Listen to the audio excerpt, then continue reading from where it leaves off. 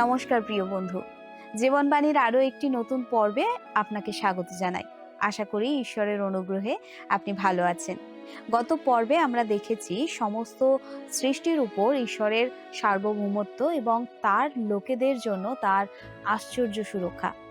ফরন হৃদয়কে কঠিন করলেও ঈশ্বর তার প্রতিজ্ঞার রক্ষায় বিশ্বস্ত ছিলেন।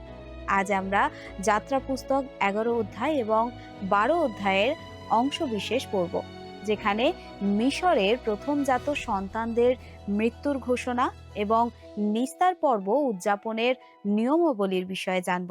তাহলে চলুন আজকের অধ্যয়ন শুরু করা যাক। এই অনুষ্ঠানটি শুধুমাত্র খ্রিস্টানদের জন্য প্রস্তুত করা হয়েছে এবং পবিত্র বাইবেলের শিক্ষার ভিত্তিতে তাদের বিশ্বাসকে দৃঢ় করা ও আধ্যাত্মিক বিকাশে উৎসাহিত করার উদ্দেশ্যে পরিচালিত হয়। অন্য কোনো ধর্ম, বিশ্বাস বা মতাদর্শের সমালোচনা, বিরোধিতা বা অবমূল্যায়ন করার কোনো উদ্দেশ্য আমাদের নেই। আমরা সকল ধর্ম ও সম্প্রদায়কে গভীরভাবে সম্মান করি এবং এই অনুষ্ঠানের কোনো বিষয়বস্তু কারোর অনুভূতি, বিশ্বাস বা ধর্মীয় ভাবাবেগে আঘাত, অপমান বা অসম্মান করার উদ্দেশ্যে উপস্থাপন করা হয়নি।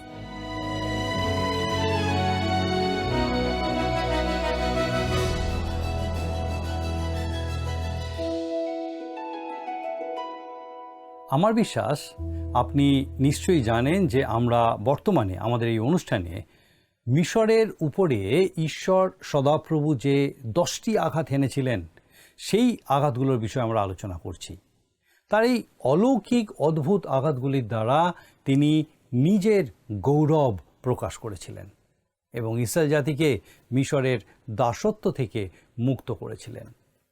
ফরৌনের সাথে যে দ্বন্দ্ব চলছিল, বর্তমানে আমরা তার শেষ পর্যায়ে এসে পৌঁছেছি।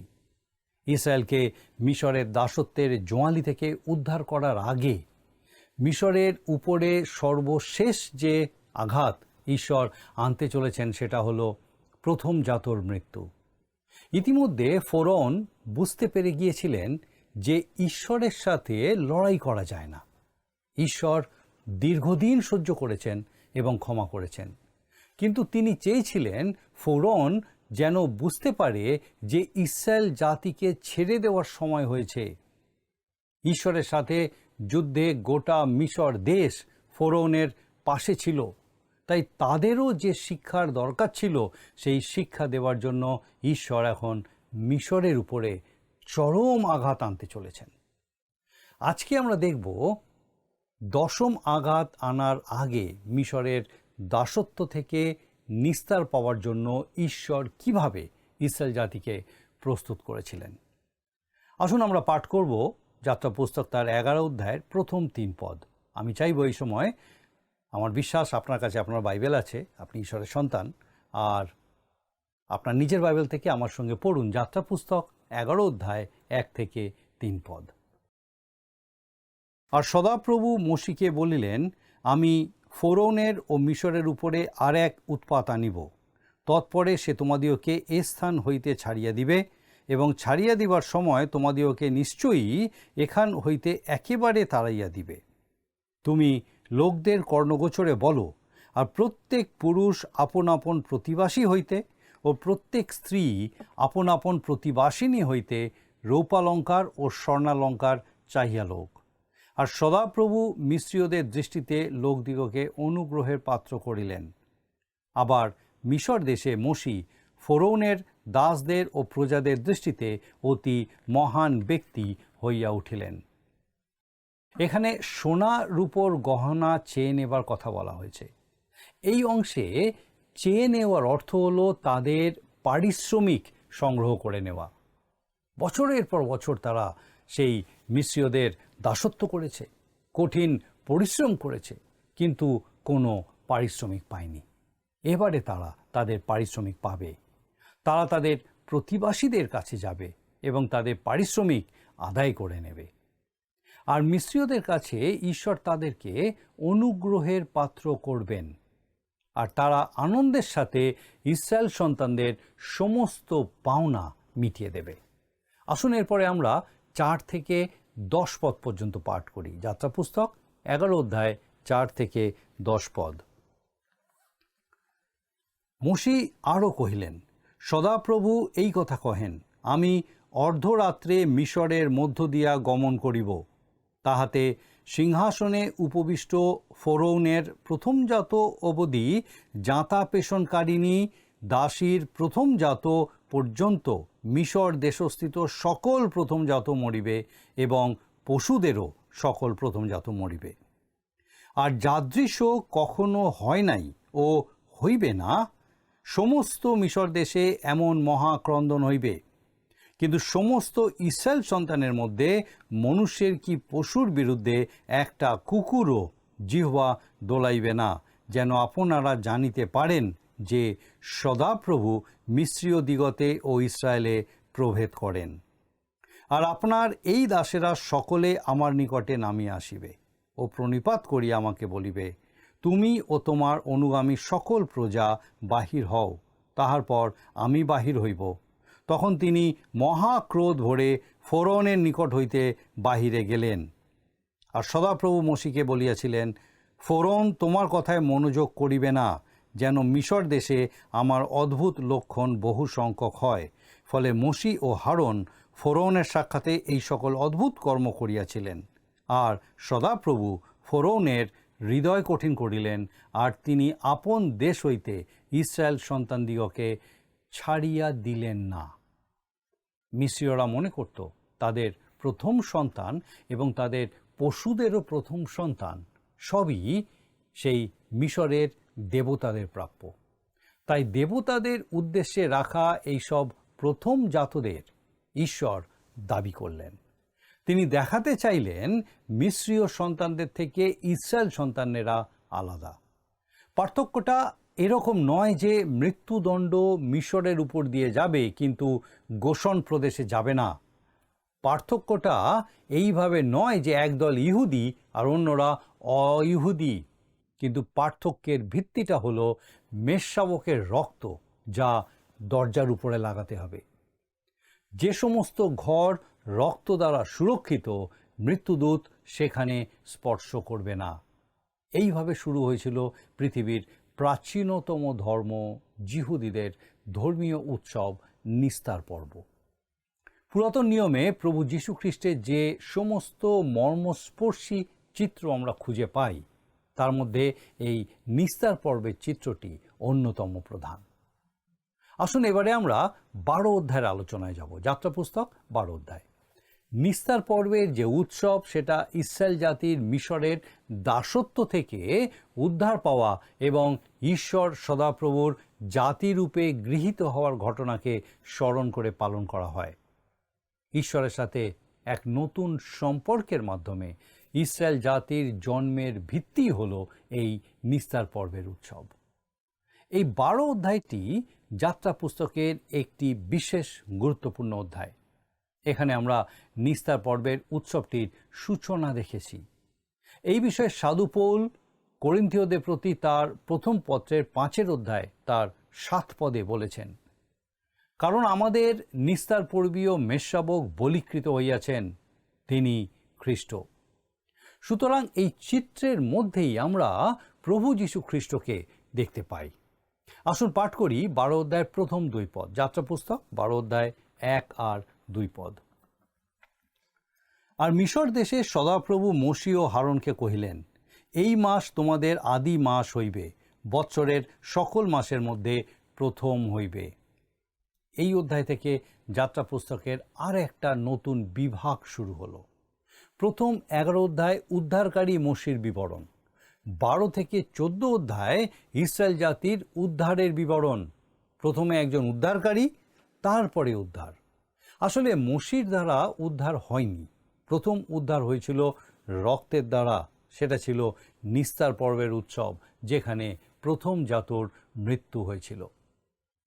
তারপর 13 এবং 14 অধ্যায়ে লোহিত সাগর অতিক্রম করা এবং ঈশ্বরের ক্ষমতায় মিশরীয় সৈন্যদের ধ্বংসের বিবরণ।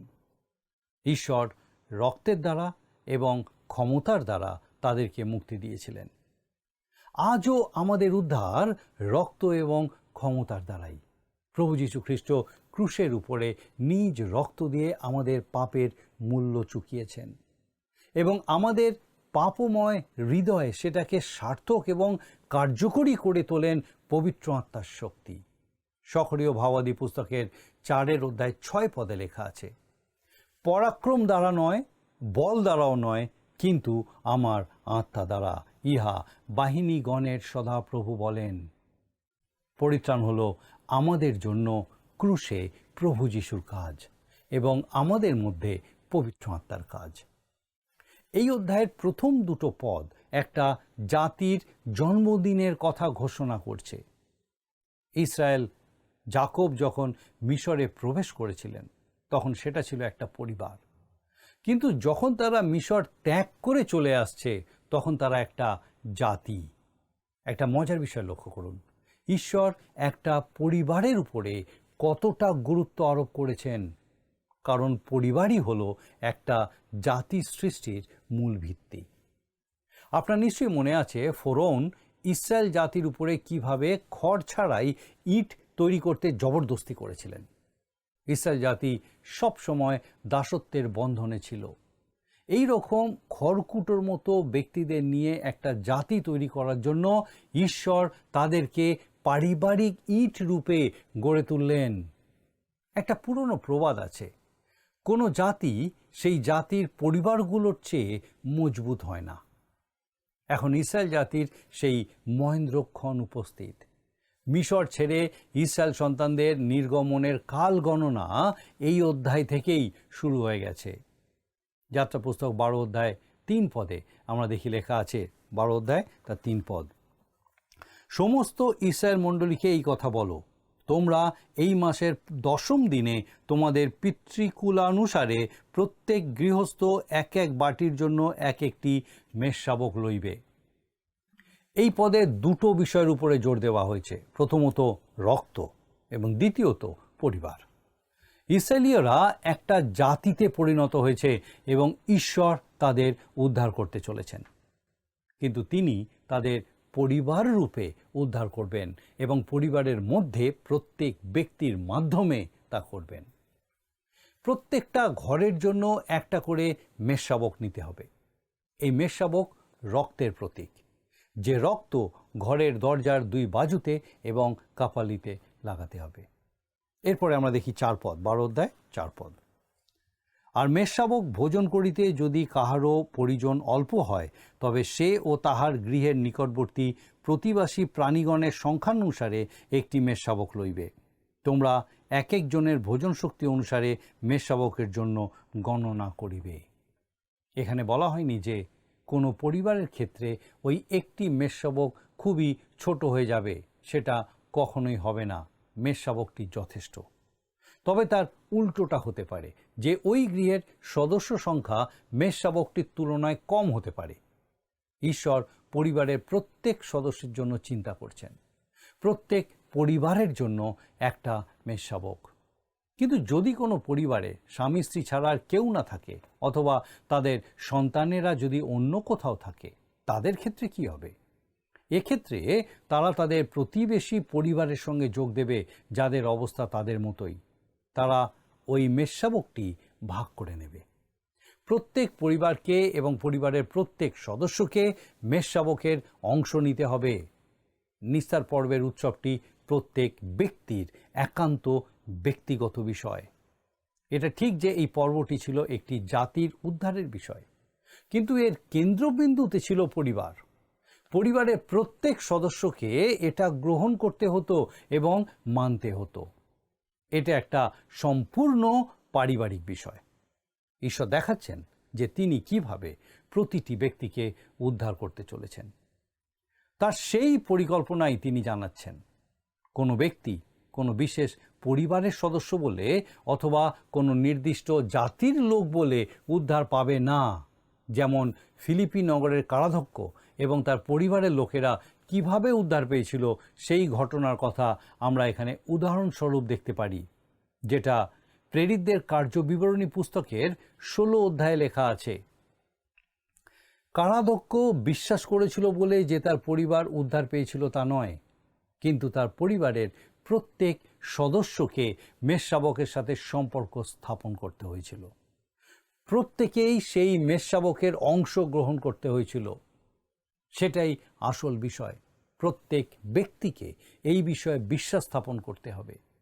প্রেরিত তার 16 অধ্যায় 31 পদে লেখা আছে, তুমিও তোমার পরিবার প্রভু যিশুতে বিশ্বাস করো, তাহাতে পরিত্রাণ পাইবে।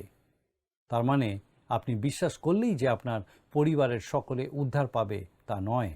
আপনার পরিবারের প্রত্যেক সদস্যকে প্রভু যিশুর উপরে বিশ্বাস স্থাপন করতে হবে, তবেই তারা উদ্ধার পাবে।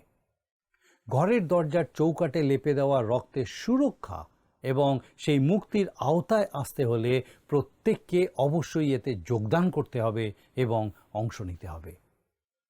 এখন আমরা মিশরের সেই ভয়াবহ রাত্রির সামনে এসে পৌঁছেছি। মিশরের লোকদের উপর সেই চূড়ান্ত আঘাত নেমে আসতে চলেছে। এর আগের 3টি আঘাত থেকে গোশন প্রদেশের লোকেরা রক্ষা পেয়েছিল। ঈশ্বরের লোকেরা শাস্তি এড়াতে পেরেছিল, কিন্তু পাপের পরিত্রাণ পায়নি। এখন রক্তের প্রতি তাদের বিশ্বাসের প্রমাণ দিতে হবে এবং পাপের মূল্য চুকিয়ে পরিত্রাণ পেতে হবে। আসুন আমরা 5 আর 6 পদটা পাঠ করি। যাত্রা পুস্তক 12 অধ্যায় 5 আর 6 পদ। তোমাদের সেই শাবকটি নির্দোষ ও প্রথম বৎসরের পুংশাবক হইবে।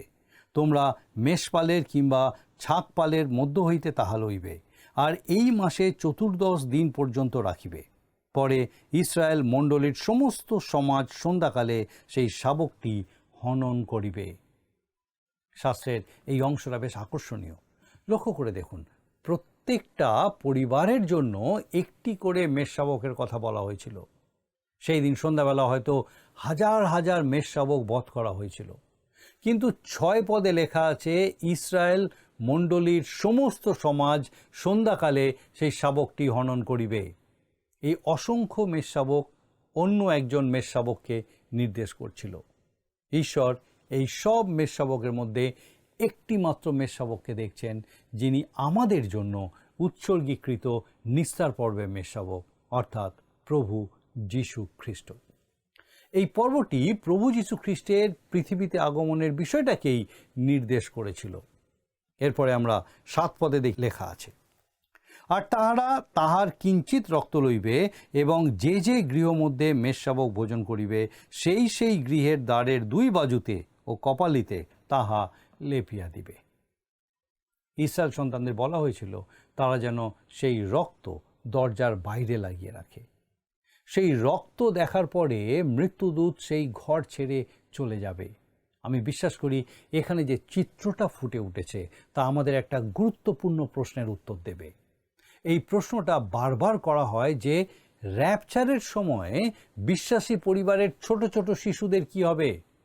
সেই সময় যখন প্রভু যীশু আসবেন তার নিজের লোকদেরকে নিয়ে যাওয়ার জন্য, তখন কি শুধু বিশ্বাসী বাবা মাকে তুলে নেবেন আর সেই ছোট ছোট বাচ্চারা পড়ে থাকবে?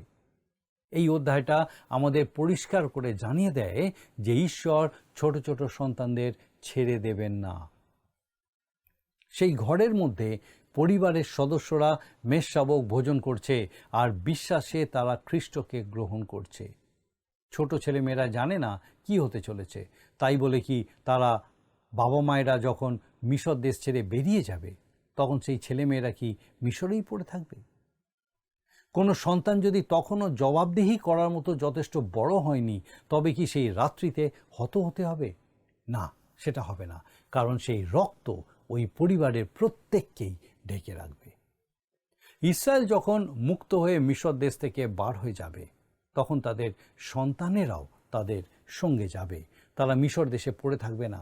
ঠিক সেই রকম র্যাপচারের সময় বিশ্বাসী পরিবারের কোনো শিশু সন্তানকে ঈশ্বর এখানে ছেড়ে যাবেন না।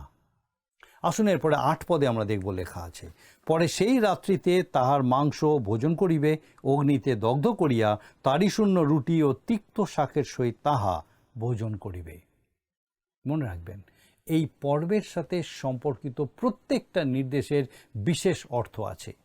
এই পদে পারিবারিক সহভাগিতার কথা বলা হয়েছে। এই উৎসবে পরিবারের সবাই একসাথে প্রবেশ করবে। এখানে আমি আপনাকে একটা গুরুত্বপূর্ণ বিষয় জানাতে চাই। হয়তো সেটা আপনার পছন্দ নাও হতে পারে। আমাদের বর্তমান মণ্ডলীগুলিতে আমরা শিশুদের জন্য আলাদা একটা জায়গা করি, একটু বড়দের জন্য আবার আরেকটা আলাদা জায়গা করি, আবার অনেক বড়দের জন্য অন্য আরেকটা জায়গা করি। আপনি নিশ্চয়ই বুঝতে পারছেন আমি কি বলতে চাইছি। আপনি শুনতে পাচ্ছেন না। মোশি ইসরায়েলীয়দের বলছেন তারা যেন তাদের বাচ্চাদের ফোরনের প্রাসাদে শিশুদের খেলাঘরে রেখে আসে, কারণ তিনিও সেইখানে বড় হয়েছিলেন। এরপর হয়তো তিনি তাদেরকে বলবেন বড় বাচ্চাদের ফুটবল মাঠে বা ওই রকম কোথাও রেখে আসতে। সেটা হলে ওই নির্গমনের রাত্রিতে অনেক শিশুই বাদ পড়ে যেত। নিস্তার পর্ব পালন একটি সম্পূর্ণ পারিবারিক বিষয় ছিল। খুব দুঃখের সঙ্গে বলছি, বর্তমান সময়ে মণ্ডলী পরিবারের মধ্যে বিভাজন সৃষ্টি করেছে। মনে রাখবেন, মণ্ডলীতে পরিবারের সবাইকে একসাথে থাকতে হবে। প্রভুর এক দাস বলছিলেন যুবক বয়সে তিনি বিভিন্ন দেশে বিভিন্ন গ্রামে প্রভুর সেবা কাজ করে খুব আনন্দ পেতেন। তিনি সন্ধ্যাবেলায় যে সমস্ত মণ্ডলীতে প্রভুর বাক্য নিয়ে আলোচনা করতেন, সেই সমস্ত গ্রামীণ মণ্ডলীতে মহিলারা আসত এবং সঙ্গে তাদের বাচ্চাদেরকে নিয়ে আসত। বাচ্চারা কান্নাকাটি করত, মায়েরা তাদের ঘুম পাড়ানোর চেষ্টা করত, আর এই সব কিছুর মধ্যে তাকে প্রচার করতে হতো। সেই সময় তিনি একটা বিষয়ে রপ্ত করে নিয়েছিলেন যে কিভাবে উচ্চ স্বরে প্রচার করতে হয়। একটা বাচ্চার কান্নার থেকে যদি জোরে তিনি প্রচার করতে না পারেন, তাহলে সমস্যাটা তো তারই। তিনি যখন জোরে জোরে প্রচার করতেন তখন অনেক বাচ্চাই ঘুমিয়ে পড়ত। মায়েরা তাদের গির্জার পিছন দিকে একটা আলাদা ঘরে শুইয়ে দিয়ে আসতো, তারপর আবার স্বামী ও অন্য বাচ্চাদের সাথে বসে প্রচার শুনত। তিনি দেখতেন উপাসনার মধ্যেই গির্জাঘরের এখান থেকে ওখান থেকে মায়েরা মাঝে মাঝেই উঠে যাচ্ছে, আবার চলে আসছে, আর এইভাবেই রাতের পর রাত তিনি প্রচার করতেন। মণ্ডলীর একজন সদস্য একবার তাকে বলেছিলেন যে তাদের মণ্ডলীতে গত বছরে একজন প্রচারক এসেছিলেন, আর তিনি বলছিলেন যে সাধু পৌলের থেকেও তিনি বড় প্রচারক। তারপরেই তিনি থেমে গেছিলেন, কারণ তিনি বুঝতে পেরেছিলেন তাকে প্রশ্নের সম্মুখীন হতে হবে। সঙ্গে সঙ্গে তিনি বলেছিলেন, সাধু পৌল মধ্যরাত্রি পর্যন্ত বাক্য আলোচনা করলেও কেউ ঘুমাতো না, কিন্তু আমি আধ ঘন্টা কথা বলেই অনেকজনকে ঘুম পাড়িয়ে দিয়েছি। এরপর সেই প্রভুর দাস বলছিলেন যে এক্ষেত্রে তিনিও তাহলে অনেক বড় প্রচারক। যাই হোক, তার আসল বক্তব্য ছিল ওই গ্রামীণ মণ্ডলীগুলো খুব একটা সংগঠিত ছিল না, কিন্তু সেই মণ্ডলী থেকে অনেক সাধু ব্যক্তি তৈরি হয়েছিলেন। কিন্তু বর্তমানে বড় বড় মণ্ডলীগুলিতে যে শয়ে শয়ে লোক ভিড় জমায়, তাদের বিষয়ে তিনি ততটা আশাবাদী নন। আমাদের নিশ্চয়ই কোথাও ভুল হচ্ছে। ঈশ্বর যে ছবিটা দেখতে চান সেটা হলো পরিবারের ছবি, কিন্তু আমরা ঈশ্বরের সেই পরিকল্পিত ছবিটা থেকে দূরে সরে যাচ্ছি। যাই হোক, এই পদে আরও বলা হয়েছে যে তাদেরকে ওই মেষশাবকের মাংস আগুনে পুড়িয়ে খেতে হবে। আগুন বিচারের কথা বলে এবং পাপের বিচার হতেই হবে। তাদেরকে তাড়িশূন্য রুটি দিয়ে সেই মাংস খেতে বলা হয়েছিল। এই তাড়ি বা খামি পাপের প্রতীক, কিন্তু তাড়িশূন্য রুটি প্রভু যিশুর কথা বলে যা আমাদের ভোজন করতে হয়। আবার এই খাদ্য তিক্ত শাকের সাথে খেতে বলা হয়েছিল, যদিও এই শাকের অন্য অনেক অর্থ হতে পারে, কিন্তু এক্ষেত্রে আমার মনে হয় এই তিক্ত শাক তিক্ত অভিজ্ঞতার কথাই বলে। প্রভু যিশুকে ত্রাণকর্তা রূপে গ্রহণ করার পর বিশ্বাসীর জীবন সবসময় যে খুব মধুর হবে তা নয়। উদ্ধার বা পরিত্রাণের সাথে এই তিক্ত শাক ওতপ্রোতভাবে জড়িত। আসুন আমরা এরপরে দেখি 9 পদে লেখা আছে, তোমরা তাহার মাংস কাঁচা কিংবা জলে সিদ্ধ করিয়া খাইও না, কিন্তু অগ্নিতে দগ্ধ করিও তাহার মুন্ড, জঙ্ঘা ও অন্তরস্থ ভাগ। এই বলিদানের মাংস কাঁচা খেতে বারণ করা হয়েছিল, কারণ এটা মানুষের জীবনের পাপের শাস্তির কথাই তুলে ধরে। এর জন্য প্রয়োজন বলিদান, উৎসর্গ এবং বিচারের আগুন।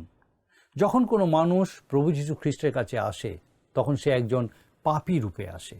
এখানে বলা হয়েছে সেই মাংস যেন জলে সিদ্ধ করা না হয়, অর্থাৎ আমরা যেন সম্পূর্ণরূপে কেবলমাত্র খ্রিস্টেই নির্ভর করি। দুর্ভাগ্যবশত বর্তমানে অনেকেই তাদের পরিত্রাণের জন্য জলের উপরে নির্ভর করে। সমস্ত কিছুই আগুনে পোড়াতে হতো, সেই আগুন ছিল বিচারের এবং শাস্তির আগুন। আমাদের আগামী পর্বে আমরা দেখব মিশর দেশে ঈশ্বরের দশম আঘাত।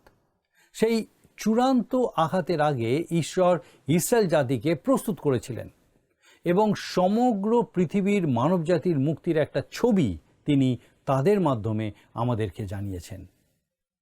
আমরা জেনেছি এই জগৎ এবং শয়তান মানুষকে তার দাসত্বে বেঁধে রাখতে চায়, ছেড়ে দিতে চায় না। কিন্তু ঈশ্বর তার পুত্র যীশু খ্রিস্টের রক্তে এবং তার ক্ষমতায় আমাদেরকে উদ্ধার করতে চান। আমার বিশ্বাস মহান ঈশ্বর বিশেষভাবে আজকে আপনার সঙ্গে কথা বলেছেন। আপনি তার সন্তান, আর তিনি চান তার সন্তান রূপে আপনার জন্য তিনি যা কিছু পরিকল্পনা করেছেন সেই প্রত্যেকটা বিষয় আপনার জীবনে আপনি উপলব্ধি করুন, আপনি এনজয় করুন, ভোগ করুন, তার সহভাগিতায়, তার সংস্পর্শে সদা সর্বদা তার প্রতি নির্ভরশীলতায় সমর্পিত থাকুন। আর দেখুন কিভাবে তিনি আপনাকে প্রত্যেক ঘাত প্রতিঘাতের মধ্যে দিয়েও কিভাবে এগিয়ে নিয়ে চলেছেন। আর এই সমস্ত কিছুর মধ্যে দিয়ে আপনার জীবনের মধ্যে দিয়ে শুধু তারই নাম গৌরবান্বিত, উচ্চকৃত, মহিমান্বিত হবে। আসুন এখন আমি প্রার্থনায় যাব, আর আমি চাইবো এই সময় আপনি আমার সঙ্গে যোগ দিন। আসুন প্রার্থনা করি। পরম মঙ্গলময় স্বর্গীয় পিতা, তোমার ধন্যবাদ, স্তুতি, প্রশংসা, গৌরব করি। প্রভু, তুমি আমাদের পিতা, তোমার সন্তান হবার অধিকার, যোগ্যতা আমাদেরকে দিয়েছ। আমাদের চূড়ান্ত অযোগ্যতা সত্ত্বেও তোমার মহা অনুগ্রহ, করুণায় তুমি আমাদেরকে তোমার সন্তান করেছ। ধন্যবাদ দিই পিতা, আজকে তোমার সেই প্রত্যেক ভক্ত সন্তানের সঙ্গে তুমি তোমার জীবন্ত বাক্য দ্বারা আরেকবার কথা বললে। প্রার্থনা করি প্রভু, তোমার সেই প্রত্যেক ভক্ত সন্তানকে তোমার পবিত্র আত্মার সুরক্ষায় সম্পূর্ণ সুরক্ষিত রাখো। বিশেষ করে প্রার্থনা করি প্রভু, যদি কেউ কোনো রকম বিশেষ অসুস্থতায় ভুগছেন, হয়তো দীর্ঘকাল কষ্ট পাচ্ছেন, প্রভু প্রার্থনা করি তার যে বিশ্বাস পিতা যে তুমি তাকে সুস্থ করতে পারো, প্রভু তোমার মহা অনুগ্রহে সেই বিশ্বাসের উত্তর তুমি তাকে পেতে সাহায্য করো। তোমার সে আর্গকারী হাতে স্পর্শ সেই অসুস্থ শরীরকে উপলব্ধি করতে সাহায্য করো, সুস্থ করো। প্রার্থনা করি সে প্রত্যেক পরিবারের জন্য যারা তোমার প্রতি নির্ভরশীল, তোমাদের সমর্পিত পিতা, প্রত্যেকের সঙ্গে থাকো। সমস্ত রকম অশান্তি থেকে রক্ষা করো, সমস্ত রকম পিতা সেই শয়তানের ফাঁদ থেকে তাদেরকে রক্ষা করো, সমস্ত মন্দ দৃষ্টি থেকে, মন্দতা থেকে তোমার পবিত্র আত্মার পরাক্রমে সুস্থ রাখো, সুরক্ষিত রাখো, তাদের সহায় সহবর্তী হও। প্রার্থনা করি পিতা, আমাদের সেই প্রত্যেক দর্শক বন্ধু, তাদের পরিবার পরিজন, সন্তান সন্ততি, গৃহসমূহ তোমার পবিত্র আত্মার পরাক্রমে সুরক্ষিত রাখো। তোমার অনুগ্রহে, তোমার শান্তি, তোমার আনন্দে পূর্ণ রাখো, আর তাদের সকল ভার নাও। তোমার যিশু নামে ভিক্ষা দয়া করে শ্রবণ ও গ্রহণ করো। আমেন।